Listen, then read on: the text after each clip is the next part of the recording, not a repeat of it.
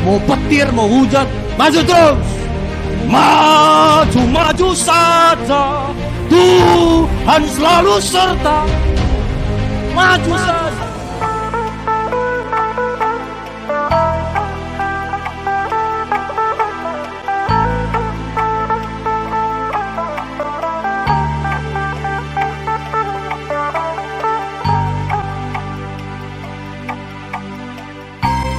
Wak tanya dulu kiri kanan dulu, mana kamu lebih sering mengucap syukur atau bersungut-sungut? Coba tanya.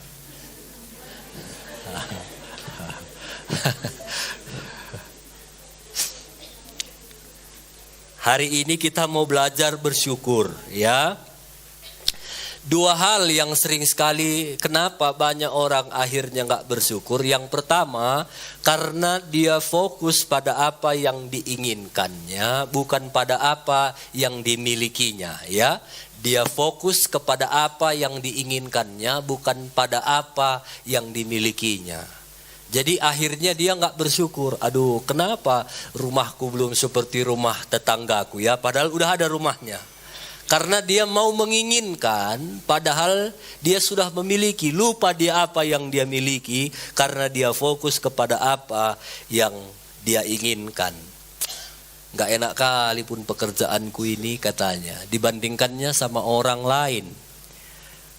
Padahal banyak orang di belakangnya mau kerja pun melamar gak dapat-dapat. Jadi dia gak bersyukur. Ya, jadi bersyukurlah.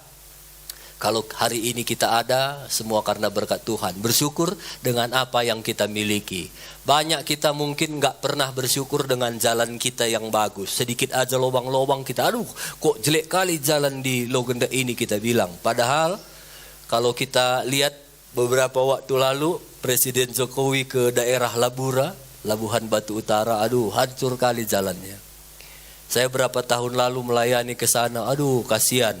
Jadi karena saya diundang, saya disuruh naik mobil double cabin. Mobilnya pun harus gerdang 2. Kalau enggak sanggup, karena kita lewat sawit, lewat jalan hancur. Di depan itu hamba-hamba Tuhan, anak-anak muda naik sepeda motor. Ada yang naik trail, ada yang naik bebek seperti biasa. Di tengah jalan itu, jalannya pun kayak tanah liat. Jadi waktu masuk tanah liat itu ke ban, itu keras. Jadi enggak lembek. Jadi harus jadi lengket ban itu sama sayap, saking udah banyaknya tanah liat. Nggak ada cara lain. Mereka pecahkan sayap keretanya. Pak, kalau kami di sini udah biasa gitu om. Makanya sayap kereta kami nggak mahal-mahal, karena harus dipecahinnya selalu. Baru jalan lagi kami, tiba-tiba di depan saya ada pendeta jatuh naik sepeda motor. Jatuh, aku bilang. Biasa itu om, tenang aja om. Kalau di sini biasa begitu, katanya. Kita di sini enak kalinya. Bilang kiri kanan, enak kalinya kita di tanah karo ini. Bersyukur, bilang. Yang kedua, ada orang gak bisa menikmati hidupnya, gak tahu bersyukur, karena dia suka membanding-bandingkan dirinya dengan orang lain. Dia bandingkan dirinya dengan orang lain. Dengar ini Bapak Ibu, selama kita hidup, ada pepatah bilang, di atas langit masih ada langit. Selama kami hidup, masih ada orang yang lebih pintar dari kamu, lebih pintar dari kita, lebih kaya dari kita, lebih jago dari kita, lebih cantik dari kita, lebih ganteng dari kita. Selalu ada itu. Makanya jangan banding-bandingkan diri dengan orang lain. Bersyukurlah dengan apa yang ada. Bilang kiri kanan, kamu sungguh sangat beruntung. Bersyukur dengan apa yang sudah kamu miliki. Bersyukurlah kalaupun kamu belum bisa beli sepatu seperti yang kamu inginkan. Tapi bersyukur karena kamu masih ada punya 3-4 sepatu di rumah yang masih bisa kamu pakai. Bersyukurlah kalaupun kamu belum bisa beli tas baru seperti yang kamu idam-idamkan. Tapi kamu masih punya tas lama yang di rumah. Bilang kiri kanan, yang penting isinya. Baru pun tas tuh kalau nggak ada isinya. Baru pun tas tuh kalau kredit belum lunas. Bagusan tas lama udah lunas, ada pula isinya. Jadi bersyukur dengan apa yang sudah ada pada kita. Nah, kita akan baca Kejadian pasal 5 ayat 20. Ini ucapan Yusuf Satu kali Yusuf itu diperlakukan tidak adil oleh abang-abangnya. Karena abangnya iri. Sampai dia dimasukkan ke sumur, dijual jadi budak, sampai akhirnya dia jadi Perdana Menteri. Waktu kelaparan melanda, abangnya datang memohon-mohon sama Yusuf. Yusuf gak balas dendam. Dia bilang begini, Kejadian 50 ayat 20. Memang kamu telah mereka-rekakan yang jahat terhadap aku, abang. Tetapi Allah telah mereka-rekakannya untuk kebaikan. Dengan maksud melakukan seperti yang terjadi sekarang ini. Yakni memelihara hidup suatu bangsa yang besar. Waktu abang-abangnya datang sama Yusuf. Yusuf, tolonglah bantu kami makanan. Waktu abang-abangnya tahu itu Yusuf, abangnya ketakutan. Tapi Yusuf bilang, bang, gak balas dendam aku, bang. Kalian dulu memang mereka-rekakan yang jahat sama aku, bang. Tapi Tuhan, kita punya Tuhan yang bisa merancang segala sesuatunya menjadi baik. Supaya aku bisa mempersiapkan kalian, bang, untuk mencukupkan segala kebutuhan kalian. Percayakah kita, Bapak Ibu, bahwa Tuhan yang memegang kendali dalam hidup kita? Percaya? Kalau percaya, jadilah seperti Yusuf. Dia gak bersungut-sungut. Walaupun dia masuk sumur, itu berat. Dia gak bersyukur. Dia gak bersungut-sungut. Dia nyanyi, ku bersyukur Bapa. Dia kerja di rumah Potifar baik, lalu difitnah. Katanya Yusuf mau jahatin aku, kata istri Potifar. Dimasukkan lagi ke penjara. Di penjara pun dia gak bersungut-sungut. Ku bersyukur Bapa. Di penjara dia dilupakan oleh juru minum, juru roti raja. Dia tetap ku bersyukur Bapa. Kalau kita paham dan sadar betul bahwa Tuhan yang pegang kendali dalam hidup kita, selalu akan ada ucapan syukur. Kalau enggak, kita akan mengeluh. Kalau ada hal yang gak enak terjadi dalam hidup kita, kalau kita percaya Tuhan yang pegang kendali, kita akan bersyukur. Satu kali Yesus berhadapan dengan 5.000 orang laki-laki yang kelaparan. Lalu Yesus bilang sama murid-muridnya, kita yang akan kasih makan. Lalu Yohanes 6 ayat 8 berkata begini, Yohanes 6 ayat 8. Seorang dari murid-muridnya, yaitu Andreas, saudara Simon Petrus, berkata kepadanya, di sini ada seorang anak yang mempunyai 5 roti jelai dan 2 ikan. Tapi apakah artinya itu untuk orang sebanyak ini? Yesus bilang kalian akan kasih makan. Andreas ambil minta 1 roti anak-anak. Dia kasih, ini rotiku om. Dia kasih ini ikan. Lalu Andreas bilang sama Yesus, Yesus ini ada 5 roti 2 ikan. Itu masih bagus. Akhirnya dia sungut-sungut. Tapi apalah gunanya ini? Andreas sudah mati. Tapi rohnya itu masih banyak mengikat orang-orang Kristen. Dia punya sedikit. Tapi seringkali dalam mulutnya ngeluh, apalah gunanya ini? Cuma 50 ribunya dalam dompet. Tinggal 20 ribu laginya. Dan bacalah di Alkitab, Tuhan sering sekali memakai benda-benda kecil untuk melakukan perkara-perkara yang besar. Tuhan bisa membelah laut Teberau itu hanya dengan tongkat yang kecil. Tuhan bisa mencukupkan seorang janda hanya dengan sedikit minyak dibuli-buli. Tuhan mencukupkan janda Sarfat hanya sedikit tepung. Dan dia cukup hanya dengan sedikit. Andreas bilang ini Tuhan. Tapi dia ngomel. Tuh apalah ini? Apalah artinya ini? Ayat 10. Kata Yesus suruh orang itu duduk. Adapun di situ banyak rumput, maka duduk orang itu kira-kira 5.000 laki-laki banyaknya. Ini masalah belum selesai. 5.000 laki-laki, belum lagi perempuan, belum lagi anak-anak, masih kelaparan. Taulah betapa ributnya. Saya pikir orang Yahudi sama orang Karo samanya itu. Asal udah lapar, tak apa dibilangnya ya kan. Wah kini gue jempigi, ngerana lalap kalim bubuah, ngerana lalap Yesus. Mungkin itu juga yang dilakukan orang Yahudi. Tapi Yesus mengatasi problem ini dengan ayat 11. Lalu Yesus minta roti yang dari Andreas itu. Lalu apa yang dia lakukan di ayat 11? mengucap syukur dan membagi-bagikannya kepada mereka yang duduk di situ. Demikian juga dibuatnya dengan ikan-ikan itu sebanyak yang mereka kehendaki. Dan kita tahu semua dibagi cukup, bahkan sisa 12 bakul. Apa yang Yesus lakukan? Walau masih ada masalah, masih ada kelaparan, dengan roti yang sedikit dia mengucap syukur. Masalah masih ada ini, tapi dengan apa yang ada padanya dia mengucap syukur. Bapak Ibu, masalah kita mungkin masih ada, tapi dengan apa yang kami miliki, naikkanlah mengucap syukur kepada Tuhan. Ada satu ayat, ini penting, 1 Tesalonika 5 ayat 18. Kapan kita harus mengucap syukur? 1 Tesalonika 5 ayat 18. Mengucap syukurlah dalam segala hal. Dalam kapan? Segala hal. Sebab itulah yang dikehendaki Allah di dalam Kristus Yesus bagi kamu. Jadi mengucap syukurlah dalam segala hal. Jangan hanya mengucap syukur kalau anak kita lulus kuliah. Mengucap syukurlah kalau anak kita juga nggak lulus. Mengucap syukurlah kalaupun hal nggak baik terjadi dalam hidup kita. Jangan hanya mengucap syukur kalau rumah kita baru. Mengucap syukurlah kalau rumah kita lama itu terus. Mengucap syukurlah dalam segala hal. Kalaupun anak lu nggak juara, mengucap syukurlah. Saya dulu sering asal sekolah, karena kami sekolah sama kakakku, beda satu kelas, dia selalu juara, aku gak pernah juara.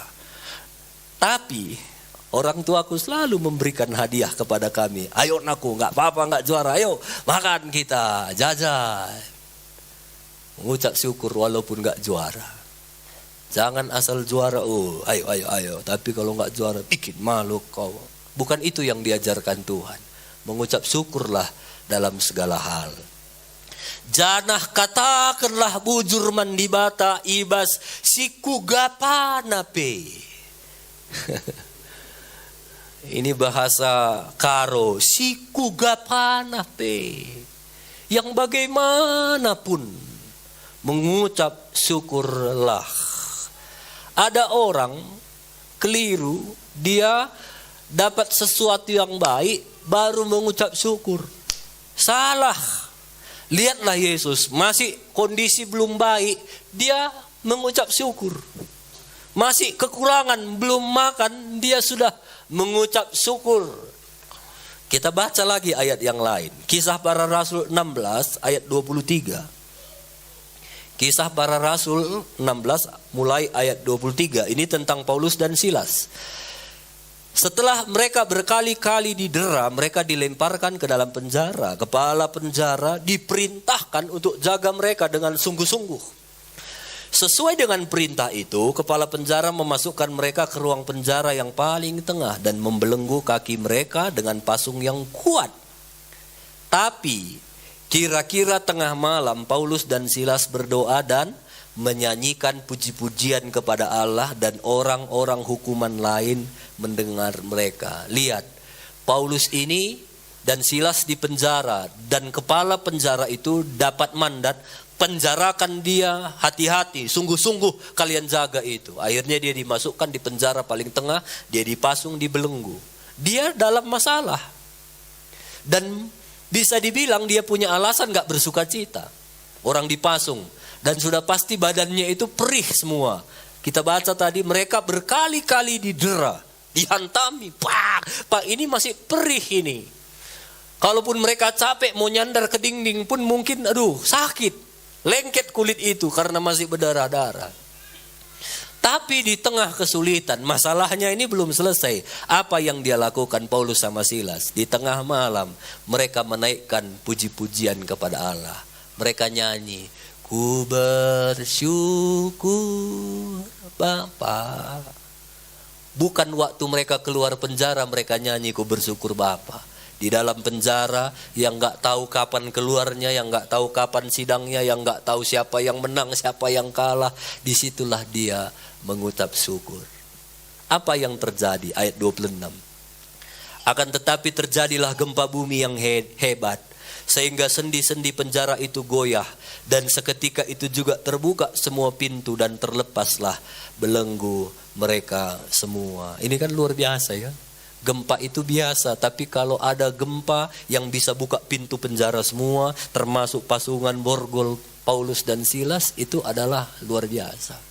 Dan itu bisa terjadi, mujizat bisa terjadi dikala di tengah-tengah persoalan kita ada orang-orang yang mengucap syukur. Bilang kiri kanan, mengucap syukur dalam segala hal. Saya baca satu cerita lagi di mana saya sedang menceritakan bahwa Yesus itu selalu mengucap syukur bukan setelah selesai masalah. Selalu di tengah-tengah persoalan dia mengucap syukur. Yohanes 11 ayat 41 mulai. Ini Lazarus yang sudah mati dikubur. Lalu Yesus bilang sama orang yang ada di sekitar kubur itu, angkat batu itu. Ayat 41. Lalu Yesus menengadah ke atas dan berkata, Bapa, aku mengucap syukur kepadamu karena engkau telah mendengarkan aku. Aku tahu bahwa engkau selalu mendengarkan aku. Tapi karena banyak orang yang berdiri di sini mengelilingi aku mengatakan supaya mereka percaya bahwa engkaulah yang telah mengutus aku. Setelah berkata demikian, berserulah ia dengan suara keras, Lazarus, marilah keluar. Lazarus yang udah mati 4 hari dikubur. Ayat 44, orang yang telah mati itu keluar, kaki tangannya masih terikat kain kapan dan mukanya tertutup dengan kain peluh. Kata Yesus, buka kain-kain itu dan biarkan ia pergi. Lihat, terjadi lagi mujizat. Waktu ada mayat belum bangkit, tapi Yesus sudah mengucap syukur. Bapa, aku mengucap syukur kepadamu. Jadi di tengah-tengah persoalan, belajarlah mengucap syukur supaya kita bisa mengalami mujizat Tuhan. Kalau setelah kita melewati persoalan kita dan kita mengalami kemenanganlah cuma kita bersyukur, nggak ada bedanya kita sama orang lain. Orang-orang di dunia sana pun kalau dia selamat dari kecelakaan, mengucap syukur itu biasa dilakukan. Tapi justru di tengah-tengah persoalan pun masih bisa kita mengucap syukur. Itulah yang dikehendaki Tuhan. Banyak sekali sebenarnya hal-hal yang bisa kita syukuri di tengah-tengah kehidupan kita. Banyak. Tapi karena udah biasa kita lalui, gak tahu lagi kita mengucap syukur. Sama kayak jalan tadi. Karena udah bagus sering kita jalani, tiba ada sedikit lobang saja. Aduh, gimana jalan ini? Gak bersyukur kita. Coba kita pergi ke kampung lain. Pernah kami ke Liang Melas di atas itu sebelum Jokowi datang. Kami bawa anak-anak muda. Ada jalan 100 meter saja. Itu pun masih jalan batu-batu. Tapi bagus. Senang kali. Bagus. Cuma 100 meter. Selebihnya gini lagi. Dan itu sudah hal biasa menjadi bagian mereka. Makanya banyak hal yang perlu kita syukuri. Kamu lihat anak-anak itu. Bersyukurlah. Mungkin ada yang kamu bilang nakal kali anakku. Bersyukurlah kalau dia masih hidup. Ada orang yang meninggal anaknya. Sedih rasanya. Kamu nakal pun anakmu masih hidup, syukurilah. Hari ini kamu masih bisa bernapas, syukuri. Banyak orang di rumah sakit sana setiap hari harus keluarkan puluhan juta hanya untuk bayar oksigen. Dan habis semua hartanya. Hari ini kita masih bisa bernapas gratis, gak bayar. Bersyukurlah. Banyak orang waktu dia tidur, gak bisa dia tendang tidur. Karena dia berpikir, aku harus besok bangun pagi cepat. Kalau gak disiram aku. Karena dia tidur di pelataran rumah orang. Pagi-pagi pergilah ke Medan. Di Medan itu di jalan-jalan Gatot Subroto, di Iskandar Muda itu. Kalau saudara subuh berangkat situ, lihatlah. Di depan-depan rumah itu banyak orang berkelimpangan tidur hanya pakai kardus di situ. Mereka tidur pun gak nyenyak itu. Takut nanti duluan pemilik toko bangun disiram kami. Bersyukurlah kalau sebentar kamu pulang kebaktian. Tahu kamu kemana kamu pulang. Karena kamu punya rumah. Terlepas itu dari ngontrak atau rumah pribadi, itu tidak masalah. Tapi itu wajib untuk kita syukuri. Ada orang-orang yang nggak punya rumah. Di Tugu Brastagi itu, di bawah itu ada anak-anak yang selalu tidur di situ. Di dalam tugu itu. Hari ini kalau kita masih punya rumah, bersyukurlah. Kalau kamu masih punya sepeda motor, bersyukurlah dengan sepeda motor yang ada. Punya mobil, bersyukurlah dengan mobil yang ada. Kami kadang-kadang waktu naik mobil sama anak-anak, lalu ku bilang sama istriku, bersyukurlah ya kita sekarang bisa kemana-mana pelayanan naik mobil. Aku bersyukur Tuhan bisa berikan mobil ini bisa dipakai pelayanan. Kalau ku ingat dulu aku masih sebesar Jacob, waktu bapak masih melayani ke ujung Sampun. Jalan juga belum sebagus ini, angkot juga nggak sebanyak sekarang. Bisa nggak ada angkot. Dan menjadi hal biasa bagi kami jalan dari Simpang Logendak ke ujung Sampun, jalan kaki, umur seperti Jacob itu. Jalan kaki kami ke sana hari Minggu ke ujung Sampun. Kadang naik sepeda motor. Kalau dulu kadang kan pendeta masih bisa tukar mimbar dan dulu masih sewilayah Tanah Karo. Kadang mungkin bapak melayani ke daerah mana gitu. Dulu saya sama bapak masih menikmati itu naik kereta CB100. Di depan bikin bapakku besi-besinya untuk taruh baju hujan. Di belakang ditambahinya lagi besi-besinya untuk peralatan, untuk pompa, ban serap, kunci-kunci. Supaya kalau kami jalan ban bocor, dibuka di jalan itu, pompa sendiri, tempel sendiri, maju sendiri. Dan itu masih saya alami. Mungkin jemaat-jemaat lama di sini juga masih pernah merasakan boncengan Bapak Gembala. Lu jemaat masih dibonceng, ada jemaat saking banyaknya dibonceng, ada yang tinggal. Bersyukurlah hari ini kita sudah bisa menikmati hari-hari ini. Kemana-mana sudah ada angkot, kemana-mana sudah enak. Bersyukur, banyak hal yang bisa kita syukuri. Bersyukurlah kita masih punya pakaian yang mungkin kita pengennya pakaian baru. Tapi masih ada, bersyukur. Ada orang-orang punya baju pun enggak. Bersyukurlah kita kalau masih banyak hal yang bisa kita nikmati. Bapak-bapak, bersyukurlah kamu dengan istri Indo, Pak. Amin. Ibu-ibu, bersyukurlah kamu dengan suami Indo yang ada. Karena saya banyak ketemu pasangan, mereka merasa ternyata istrinya itu rupanya baik, ternyata suaminya itu rupanya baik setelah dia meninggal. Sebelum meninggal, ini dalam. Tapi setelah meninggal, Bapak copin barenda makana indah. Mama copin barenda makana indah. Jangan. Nikmatilah, bersyukur dengan apa yang ada sekarang. Saya akan tampilkan ada satu fotografer namanya Kevin Carter. Dia ini tukang foto. Dia pernah pergi ke Sudan tahun 94. Di sana lagi situasi kelaparan. Jadi bersyukur kita, Indonesia ini begitu bebas, kadang-kadang terlalu bebasnya ya kita suka-suka bicara. Ada beberapa negara yang saya baca sejarahnya itu enggak sembarangan. Seperti di Korea Utara itu enggak boleh kamu foto-foto, enggak boleh ada media sosial, semua diblok. Mana ada Facebook Korea Selatan. Kitanya ini bisa, sana enggak bisa. Sana kamu korupsi, kamu juga mungkin sebagian udah lihat ya. Ada misalnya menterinya korupsi, langsung digandeng presidennya. Salaman dia, gimana menjual-jual. Tiba-tiba masuk ke dalam tanah, udah didesain. Mati, dibunuh. Sana mengerikan. Ada orang-orang yang gak bisa menelepon. Dan ini termasuk daerah Sudan yang mereka gak mau terima bantuan dari manapun. Mereka jaga diri mereka sendiri. Dan mereka gak peduli apapun kata orang. Lihat. Anak-anak yang sekolah, kalau hari ini engkau masih sekolah, bersyukurlah. Karena orang-orang Sudan mereka mau sekolah pun gak punya buku untuk ditulis. Negaranya gak mau terima bantuan dari manapun, mereka harus tulis di tanah. Kalau hari ini engkau masih sekolah, sekolahlah yang sungguh-sungguh. Lihat, kita kadang-kadang makan terlalu banyak. Sampai gemuk orang itu, lihat. Mereka kelaparan. Kalau hari ini kita masih bisa makan, bersyukurlah. Walaupun ikan asin terus, bersyukurlah.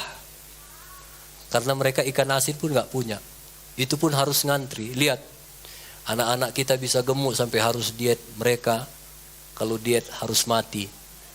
Bersyukurlah kalau kita masih punya orang tua yang bisa merasakan kenyamanan. Mereka gak punya orang tua, gak punya ayah ibu yang mungkin sudah meninggal gara-gara perang, gara-gara kelaparan.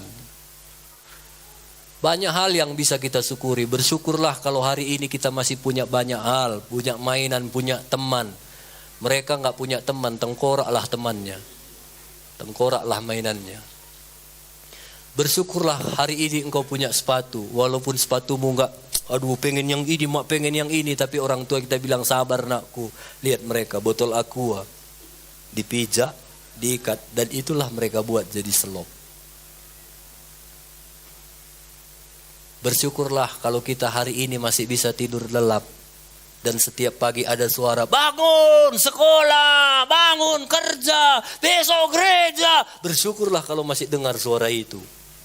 Mereka gak akan pernah dengar suara itu. Bahkan orang yang tidur terlelap tadi berharap gak usah lagi ada yang panggil supaya aku meninggal. Lihat, sampah pun dimakan. Ini kisah nyata. Ini saking laparnya mereka, kerbau itu belum buang air besar udah nunggu di anusnya itu. Saking laparnya. Lihat tadi ada yang mandi di kencing kerbau. Ini kisah nyata difoto oleh Kevin Carter ini tadi tahun 94. Dan satu kali balik ke atas ada satu foto, dia foto situasi ini. Ini yang akhirnya dia membuat juara foto. Dia dapat penghargaan namanya Pulitzer. Itu penghargaan dunia kepada juru foto. Kalau tadi saudara lihat ada satu anak yang sedang berlutut, di dekatnya itu ada burung. Itu ceritanya rupanya anak itu dia mau ikut masuk di dalam antrian mau ngambil makan karena udah lapar. Karena kurusnya gak sanggup lagi dia jalan pun. Dia jalan sebentar berlutut dia berhenti. Jalan lagi berlutut berhenti. Ini jalan dia berlutut berhenti, di belakangnya sudah ada burung yang nunggu. Burung itu burung pemakan bangkai. Jadi dia tergeletak saja sudah langsung dipatoki sama burung itu. Waktu dia foto itu, dia menjadi juara 1 Pulitzer. Dia dapat banyak sekali uang, mungkin jutaan dolar. Tapi setelah dia renung-renungkan, kok sadis sekali aku ya. Aku dapat jutaan dolar ini dengan memoto anak itu. Dan setelah dia pulang ke negaranya, dia nggak tahu gimana kondisi anak itu. Dia mati, dipatok burung, atau masih tetap hidup. Akhirnya dia merasa gak nyaman. Kenapa aku begini? Kenapa tadi gak ku tolong saja anak itu? Ku kasih dia makan, ku kasih dia susu, ku kasih dia vitamin. Kenapa gak itu yang ku lakukan? Kenapa justru aku dapat penghargaan Pulitzer? Untuk apa ini? Untuk apa? Sampai akhirnya dia stres dan dia akhirnya bunuh diri. Jadi kita hari ini masih bisa ada, bersyukurlah. Masih bisa kamu makan, bersyukurlah. Waktu bapak sakit dia makan harus dari hidung. Aduh, ngelihatnya pun gak enak. Kita masih makan, masih lebar mulut gitu. Bersyukurlah. Terlepas apa ikannya, terlepas apa sayurnya, bersyukurlah. Bilang kiri kanan, banyak-banyak bersyukur. Setan paling suka melihat orang yang suka mengeluh. Tapi Tuhan sangat senang lihat orang yang suka bersyukur. Di dunia ini memang banyak yang gak sempurna. Tapi waktu kita bersyukur, itu akan membuat hidup kita indah. Ya sekali lagi, banyak hal yang memang belum sempurna dalam hidup kita ini. Tapi waktu kita bersyukur, itu akan membuat hidup kita indah. Jadi jangan tunggu indah dulu baru bersyukur. Bersyukurlah dulu baru indah. Bilang kiri kanan, bersyukur dulu baru indah. Jangan tunggu indah dulu baru bersyukur. Kalau enggak indah-indah enggak bersyukur kita. Enggak digenapi firman Tuhan, bersyukurlah dalam segala hal. Kalau firman Tuhan bersyukurlah dalam segala hal mau digenapi dalam hidup kita, baik enggak baik mengucap syukur. Murah cabe, mengucap syukur. Keriting tomat, mengucap syukur. Mahal barang, mengucap syukur. Lulus anak tu, mengucap syukur. Nggak lulus pun anak tu, mengucap syukur. Yang sudahlah. Banyak orang bersungut-sungut, padahal nggak ada artinya bersungut-sungut. Gimana lah kau bodoh ini, padahal udah nggak lulus dia. Bodoh kali kau. Sama kau kayak keluarga bapakmu. Upungmu bodoh semua. Tambah masalah. Padahal udah nggak lulus. Bagaimana kalau kita bilang, udah anakku ya, kita bersyukur sama Tuhan. Kita percaya Tuhan yang pegang kendali. Belajar lebih banyak lagi anakku. Nanti mulai hari ini mama akan ambil waktu 1 jam untuk ngajarin kamu. Itu jauh lebih baik daripada kita mengeluh, bersungut-sungut. Kita tunjang pula anak kita. Biru, diingatnya kita. Lebih baik, jangan lagi gitu ya anakku. Kita bersyukur, walau udah mau marah kita. Ingat lagu yang tadi. Ku bersyukur Tuhan. Pulang kita dari ladang masih rontang semua rumah. Nasi pun belum masak. Kita lihat anak kita bajunya pun mau kita cubit kayak biasa. Nyanyilah sama Tuhan. Ku bersyukur Bapa. Cobalah. Waktu kamu lakukan begitu, waktu anak anda lihat, itu pasti akan mengubah anak anda. Daripada, sebentar juga dipukul mama, besok juga dipukul mama, biasa kok udah kena pukul. Paling gitu hajanya, daripada jangan lagi gitu anakku. Ucapan syukur kita akan merubah segala situasi. Ya, jadi kadangkala bukan masalah kita yang harus selesai, tapi belajarlah bersyukur di tengah-tengah masalah yang belum selesai sekalipun. Amin. Bilang kiri kanan bersyukur. Orang-orang tua bilang bersyukur punya anak kayak anakku bilang. Yang anak-anak bilang bersyukur aku punya mama bapak kayak bapak mamaku bilang. Bersyukurlah kita semua. Kami juga gembala bersyukur kami punya jemaat kayak kalian semua baik-baik. Kalian pun kan bersyukurnya punya gembala kayak kami kan. Marilah kita selalu belajar bersyukur. Dengan segala apa yang terjadi dalam hidup kita bersyukur. Banyak-banyaklah bersyukur. Percayalah ada mujizat penyertaan Tuhan akan menyertai seluruh kehidupan kita.